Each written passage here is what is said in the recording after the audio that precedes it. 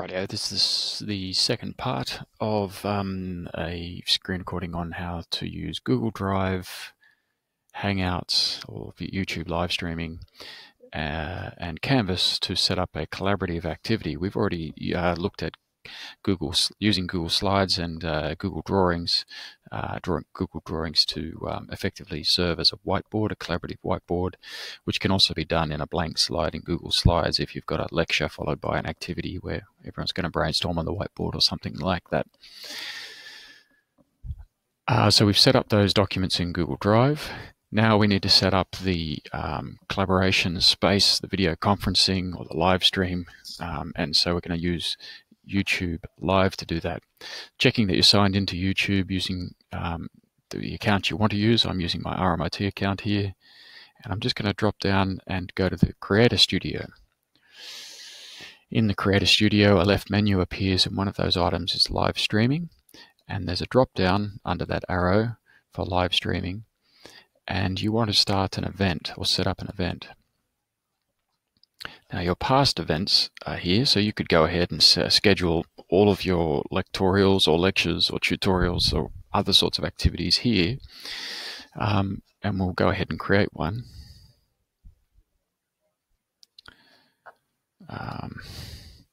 Week 2 lectorial, if you like. Better to give it an actual topical name, but I'm going to set it for just in the near future here, next week at 11 AM, sure. Make sure you're in Australian time, Australian Eastern Standard Time, and give it a description, be as descriptive as you can. Keywords go in here.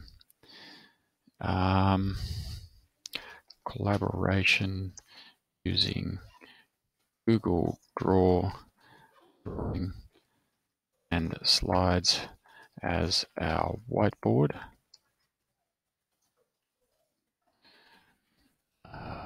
Keywords go here. Now, most people in RMIT prefer to set it to unlisted rather than public. Don't go to private because you need to specify who can view that. So just go to unlisted. It means only those with the link will see it. And make sure you've clicked or ticked the radio button quick using Google Hangouts on Air. Okay, have a quick look at the advanced settings. Do you want to enable live chat? Probably only do that if you've got a second person helping you out there. What's your copyright? Range of things. What category are you in? Have a look at all those. And create event.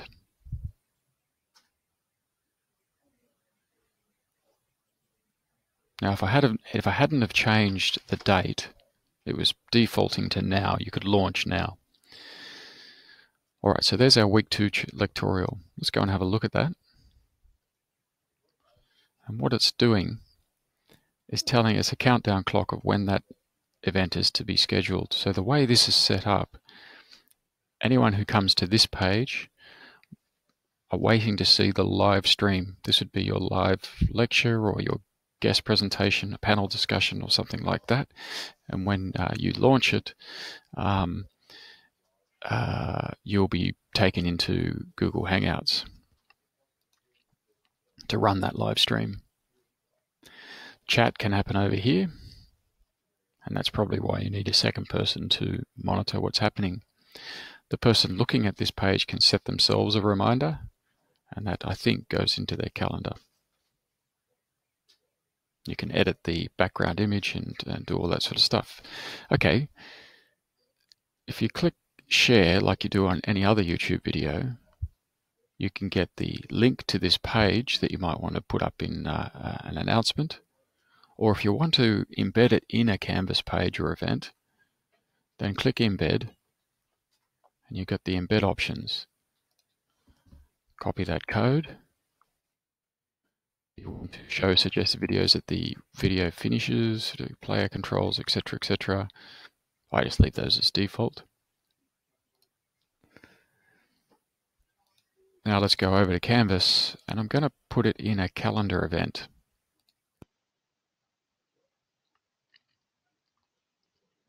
I think we were going to put it through to 17th.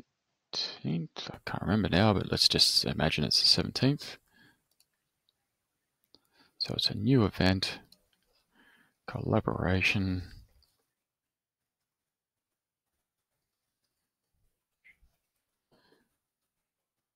Make sure you pick the right course that it's going into.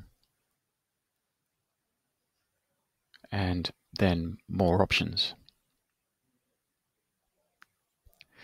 Now, when you expand more options, you've effectively got the standard Canvas page editor, but you've got two options. You could switch to HTML editor and embed that YouTube video right there now, and people will see the pending stream, and when they open the event at the time that the stream is meant to be happening, if the stream is happening, if you've opened Hangouts on air and clicked broadcast, then they'll see the live stream here. Then you could add extra information, like when you've set up the Hangout, if you want to join the video session, and you would paste the link to the actual Hangout. So what I'm saying there is, if you have a large class, say 60, 100 students, most of them will simply watch the stream.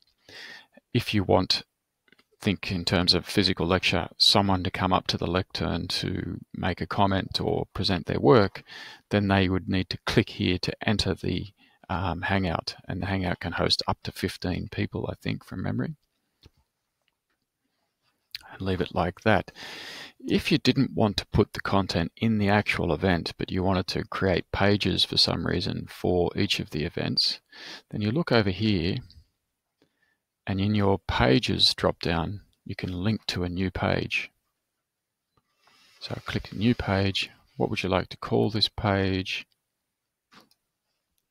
Week 2 collaboration. Insert a link. There it is there. And then when you save this event, we can view it. There's the embedded web stream, or there's the link to the page that I've created. And because all I've done is created the page, now I can go ahead and paste the web stream link, the Google Draw link, the documents, and etc. in that page. So it's up to you. You can do it all in the actual event page, or set up a page for I don't know, some other reason. Okay, in part 3 we'll look at actually launching the stream and managing people in and out of the stream.